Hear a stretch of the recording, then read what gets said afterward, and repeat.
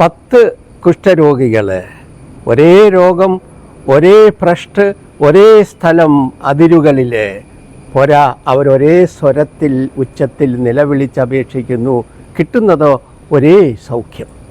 ഇവരുടെ ഇടയിൽ വ്യത്യാസമുണ്ടാകുന്നത് ഒരുവൻ ഉച്ചസ്വരത്തിൽ സ്തുതിച്ചുകൊണ്ട് നന്ദി പറയാൻ വരുമ്പോഴാണ്. നന്ദി പറച്ചിലാണ് വ്യത്യാസമുളവാക്കുന്നത്. ആ വ്യത്യാസത്തിൻ്റെ കൊടുമുടി ഈശോ അവസാനം പറയുന്ന വാചകമാണ് രക്ഷ. നിൻ്റെ വിശ്വാസം നിന്നെ രക്ഷിച്ചിരിക്കുന്നു.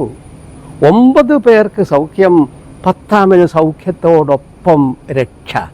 ഈ രക്ഷ എന്ന് പറഞ്ഞാൽ ജീവനാണ്, ജീവൻ്റെ വളർച്ചയാണ്, ജീവൻ്റെ നിറവാണ്. അത് നിത്യതയിലേക്ക് വളർന്നെത്തി നിൽക്കുന്ന നിത്യജീവനാണ്.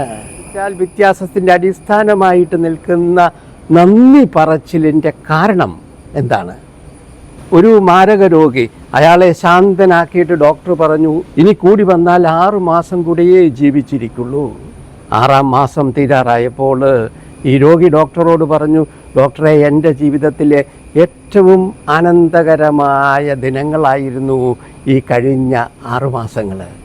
കാരണം ഓരോ ദിവസവും എനിക്കൊരു ബോണസായിരുന്നു, ഓരോ പ്രഭാതവും എനിക്ക് കിട്ടിയ പുതിയ ദാനമായിരുന്നു, എൻ്റെ അടുത്തേക്ക് വന്ന ഓരോ സുഹൃത്ത് ബന്ധവും ഓരോ കൃപകളായിരുന്നു.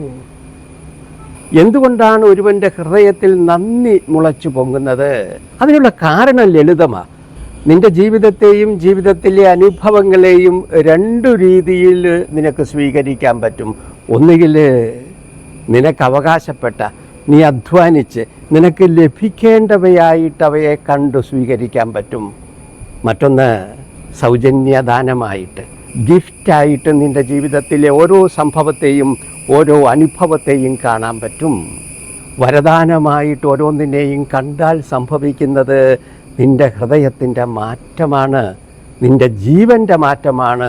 നിന്നിലെ ജീവൻ ഓരോ നിമിഷത്തെയും ഓരോ ദിവസത്തെയും ജീവൻ അതിൻ്റെ നിറവിലേക്ക് വളരും, വളർന്ന് നിത്യജീവനായി രക്ഷയായി രൂപാന്തരപ്പെടും.